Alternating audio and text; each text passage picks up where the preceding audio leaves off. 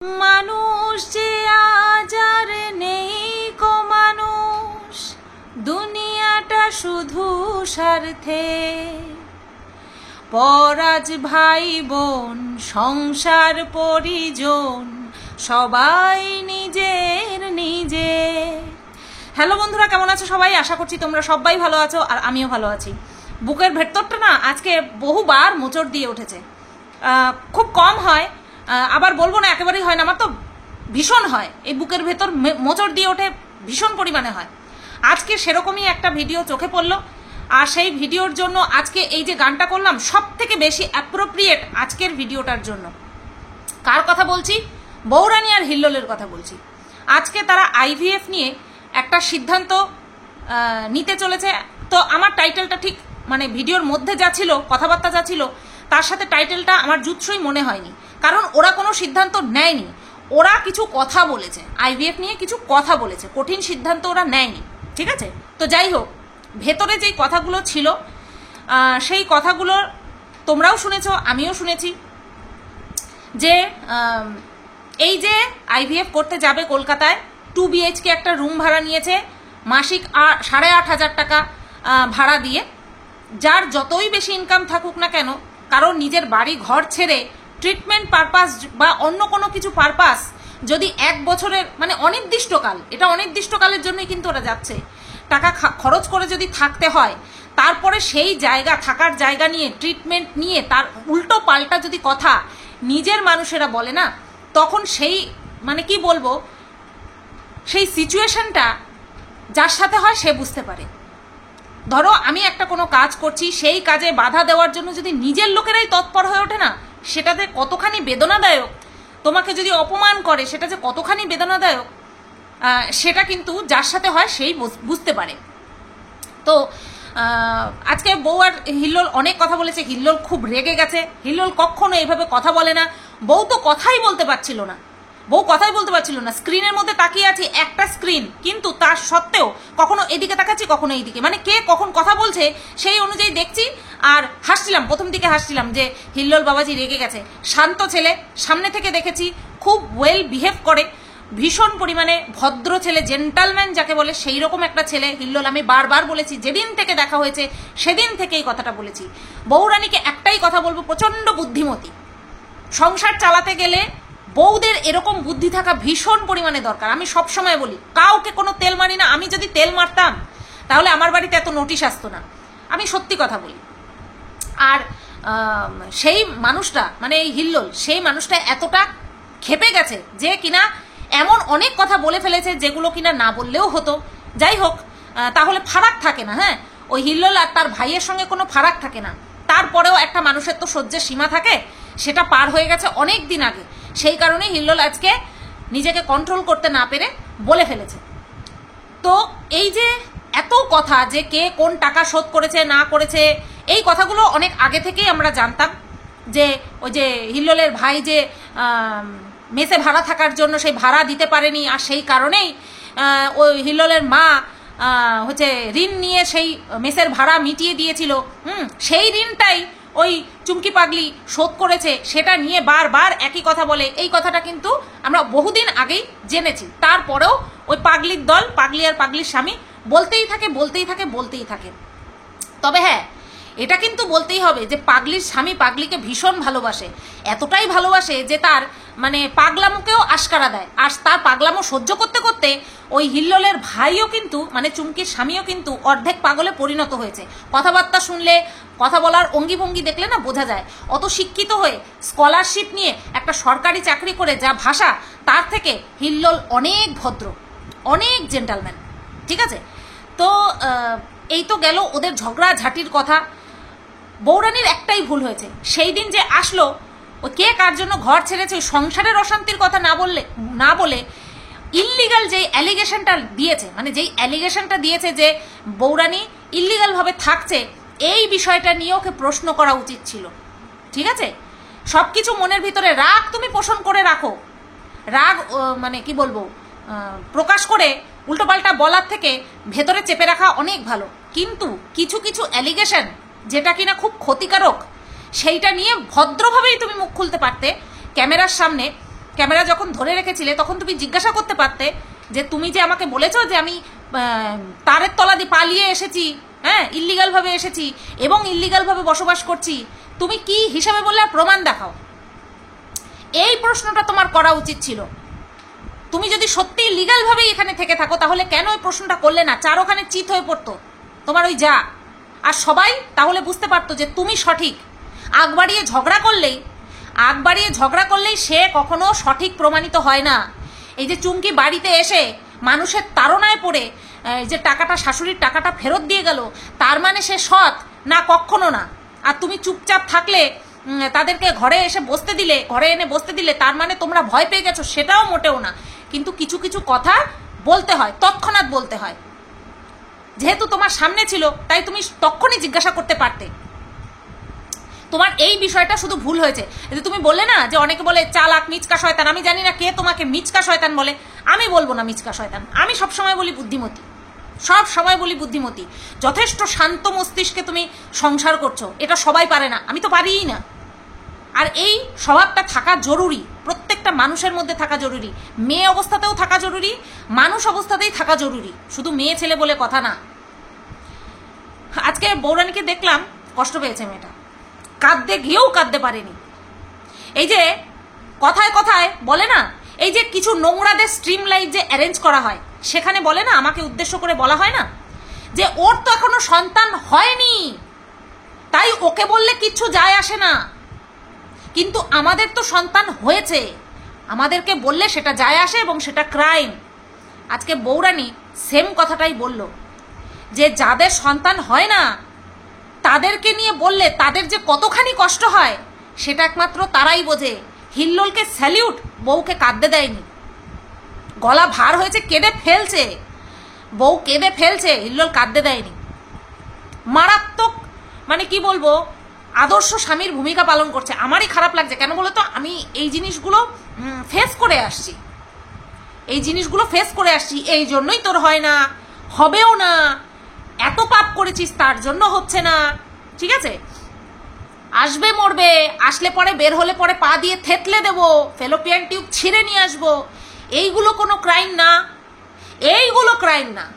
আমি যদি এত কিছু সহ্য করার পর তারপরে একটা বলি, সেটা হয়ে যায় ক্রাইম, কারণ তাদের সন্তান আছে আর আমার নেই। আমাকে এতগুলো মানুষ অ্যাটাক করছে আর বৌরানীকে একজন অ্যাটাক করছে, বৌরানী নিতে পারছে না, কষ্ট পাচ্ছে, কান্না করে ফেলছে, আর আমাকে এতগুলো মানুষ প্রত্যেক দিন ছিঁড়ে খায়, আমার উপর দিয়ে কি যায় না, সেটা তো ক্রাইম না, কারণ আমার হয়নি। আজকে বৌরানী বলছে যেই বাচ্চাটা পৃথিবীতে আসার কথা দূরে, পেটেই আসলো না, সেটাকে নিয়ে পর্যন্ত, সেই বিষয়টাকে নিয়ে পর্যন্ত এইরকমভাবে কাটাছাড়া করা হচ্ছে, কতখানি কষ্ট হয়। বলতে বলতে মেয়েটা কেঁদে ফেলছে, গলা আটকে আসছে কথা বলতে গিয়ে, গলায় দলা পাকিয়ে যায়, তো বুকে যন্ত্রণা ওঠে। বুকে যন্ত্রণা কখন ওঠে জানো? কষ্টে। যাই হোক, বলে লাভ নেই। কেউ যদি বুঝতে পারে যে এটা তোমার উইক পয়েন্ট, তাহলে সেটা নিয়ে বারবার খোঁচা দেবে। আর হিল্লোল এই জন্যই আটকেছে। হিল্লোল খুব সুন্দর একটা কথা বলেছে, তোমার বাচ্চা হোক বা না হোক তাতে আমার কিছু আসে যায় না। একটা মানুষের অস্তিত্ব তার মাতৃত্বে আটকে থাকে না। তাহলে যখন ভগবান পাঠাতো তখনই সাথে করে একটা বাচ্চা দিয়ে পাঠাতো। কত মানুষ আছে আমাদের মতন যারা কিনা নিঃসন্তান। আমরা প্রত্যেকে আমরা ফাইট করছি, সবার যে কত কষ্ট। আরে আমাদের স্বামী তো তাও ভালো। কত মহিলাদের যদি প্রবলেম থাকে, আবার মহিলাদের প্রবলেম না থাকলেও মহিলাদের উপরে দোষারোপ করা হয়, টেস্টও করা হয় না যে কার দোষ।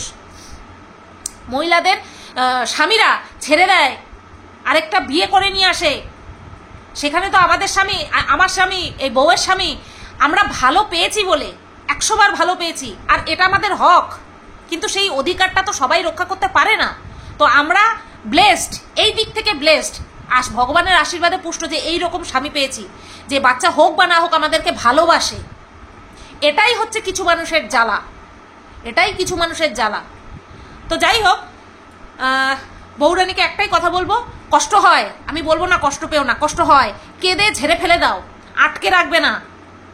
ভগবানের কাছে কেঁদে ফেলে ঝেড়ে দাও, ক্যামেরাতে না।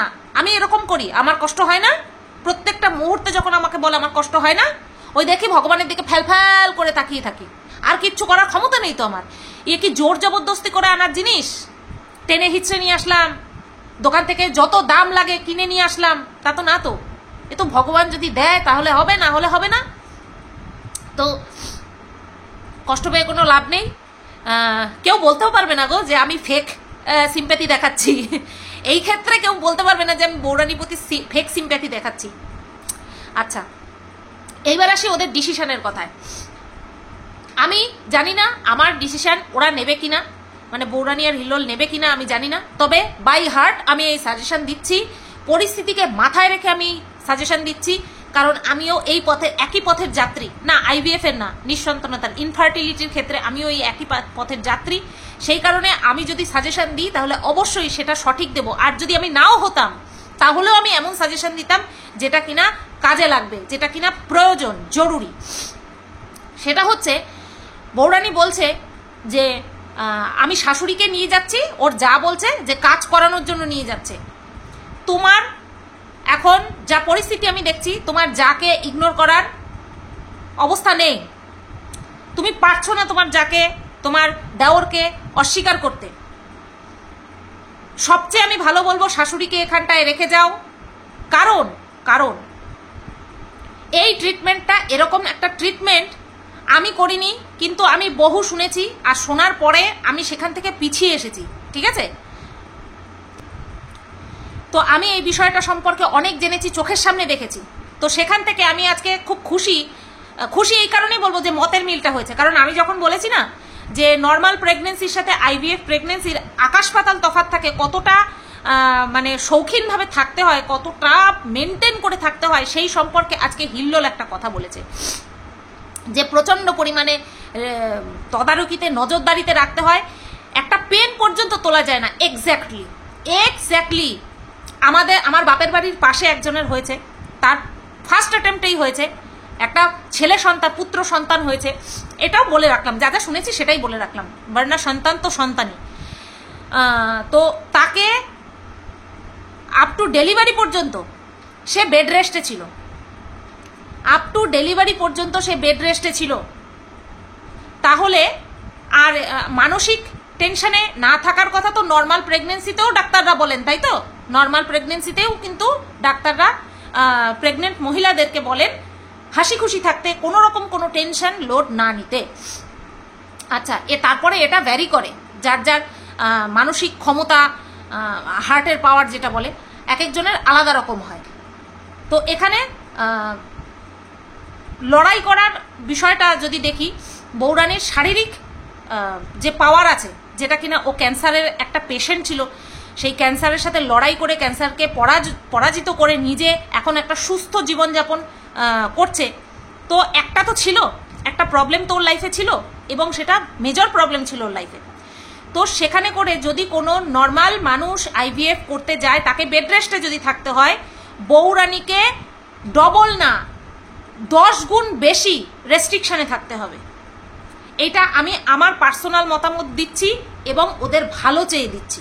আশা করছি ওরা বুঝবে। কে কি বললো না বললো আমার কিছু যায় আসে না, ওরা কিভাবে নিচ্ছে না নিচ্ছে সেটাতে আমার একটুখানি হলেও ম্যাটার করে, যে আমি যাদের উদ্দেশ্যে দিচ্ছি তারা আমার মতামতটা কিভাবে নিচ্ছে। আমি প্রথম থেকে বলেছি, যবে থেকে শুনেছি বৌরানী আইভিএফ করবে, তবে থেকে আমি বলেছি যে এই ট্রিটমেন্টটা এমন ট্রিটমেন্ট, মানসিক টেনশন, শারীরিক ধকল কিচ্ছু নেওয়া যাবে না, ভীষণ নর্মালভাবে একদম শৌখিনভাবে থাকতে হবে। আর ও যেই পেশার সাথে যুক্ত রয়েছে সেখানে মানসিক টেনশন দেওয়ার লোকের অভাব নেই। কারোর ভিডিও দেখলো না, কমেন্ট বক্স বন্ধ করে রাখলো, ভিউজের পরিমাণ সব কিছু ম্যাটার করবে। নিজেকে ভীষণভাবে কন্ট্রোল করতে হবে। বৌরানীকে আমি বলছি, আমি জানি, এইটুকু আমি জানি, আইভিএফ এর ট্রিটমেন্ট একটা অ্যামাউন্ট বলে 3 লাখ, কিন্তু তার কথার কথা আমি বলছি 3 লাখ, কিন্তু তার আগে পিছে যা যায় ও 5 থেকে 6 লাখ ফার্স্ট, মানে একটা অ্যাটেম্পটে 5 থেকে 6 লাখ টাকা যায় ধরে রাখো, ঠিক আছে? এইবার বৌরানীর কপাল, আমি তো ভগবানের কাছে সব সময় প্রার্থনা করি যাতে করে ওর ফার্স্ট অ্যাটেম্পটেই হয়ে যায়। বাই চান্স ফার্স্ট অ্যাটেম্পটে যদি না হয়, আবার সেকেন্ড অ্যাটেম্পট, অবশ্যই সেকেন্ড অ্যাটেম্পটে কিন্তু প্রথমবারে যেই ডিম্বাণু শুক্রাণু থাকে না, সেইগুলোকে ওই স্টোর করে রেখে দেওয়া হয়, ফ্রিজারে ফ্রিজ করে রেখে দেওয়া হয়, পরবর্তীতে আবার অ্যাপ্লাই করা হয়। তো তখন খরচাটা একটু হলেও কম হয়, কিন্তু তখনও খরচা হয়। সব থেকে বড় কথা শারীরিক যে ধকল, এই যে সেই দিন ও যাচ্ছিল না লিফটে, ঘেমে যাচ্ছিল, তারপরে বাইকে করে যাচ্ছিল সেদিন, ওই যে প্যাকেট ট্যাকেট আনতে, সেদিনও ঘেমে যাচ্ছিল, হিল্লোল কিন্তু ঘামছিল না, কারণ এগুলো ওষুধের সাইড এফেক্ট। আমি সেদিনের কমেন্ট করব, এই ভিডিও করব ভাবছিলাম, তো আমি করিনি। এই ছোট্ট একটা বিষয় নিয়ে কমেন্ট করার বা ভিডিও করার কোনো প্রয়োজন পড়ে না, কিন্তু আজকে বললাম এগুলো হচ্ছে ওষুধের সাইড এফেক্ট। তো এগুলো ভীষণ পরিমাণে হরমোনাল ইনজেকশন দেবে, যাতে করে শরীরটাকে প্রিপেয়ার করে, আর কিছু না, শরীরটাকে প্রিপেয়ার করে। আমি তো হইনি, যারা যারা বায়োলজিক্যালি মা হয়েছে তারা সন্তানের জন্য সব কিছু কষ্ট সহ্য করে নিতে পারে, শুধু একটা মাত্র মা ডাক শোনার জন্য। একটা মা ডাক শোনার জন্য আমরা মেয়েরা বহু কষ্ট সহ্য করতে পারি। আমি আমার কথা কেন বলবো না? আমি কি কম কষ্ট সহ্য করে এসেছি? এত দূর গিয়ে গিয়ে একা একা ট্রিটমেন্ট করে এসেছি, আমি কি কম কষ্ট সহ্য করেছি? আমি কেন নিজেকে যুক্ত করব না? তো যাই হোক, বৌরানীকে একটাই কথা বলবো, সেটা হলো যেই কঠিন সিদ্ধান্ত নেবে বলে তুমি ভিডিওতে ঠিকঠাক বলতে পারোনি, আমি সেটা বলছি। তোমার শাশুড়ি চাক বা না চাক, তুমি যারা কিনা এত বলছে তাদের বাড়িতে নিজেরা গিয়ে দিয়ে উঠিয়ে এসো, ভিডিও অন করে, ক্যামেরা অন করে শাশুড়িকে নিয়ে দিয়ে আসো। কারণ এই শাশুড়িকে, হিল্লোল বলছে তো আমরা তো চাই মাকে নিয়ে যেতে, না তোমরা নিয়ে যেও না, তোমরা নিয়ে যেও না। তোমরা নিয়ে গেলে এখান থেকে এত পরিমাণে ভিডিও নামবে, তোমাকে মানসিকভাবে বিধ্বস্ত করে দেবে। আজকে আমি এই কথাটা বললাম, যদি তোমরা আমার এই সাজেশনটা না নাও, পরবর্তীতে আমার এই যে ভিডিওর কথাগুলো অক্ষরে অক্ষরে মনে পড়বে তোমাদের, যে সুতোপাদি কিন্তু বলেছিল আমাদেরকে। তোমরা নিজেরা একজন হেল্পিং হ্যান্ড রেখে নেবে পয়সা দিয়ে। আশা করি উনি জোগাড় করে দেবেন, যিনি তোমাদেরকে ফ্ল্যাট খুঁজে দিতে সাহায্য করেছেন, উনি তোমাদেরকে খুঁজে দিতে সাহায্য করবে হেল্পিং হ্যান্ড, উনিও থাকবেন, অসুবিধা হবে না।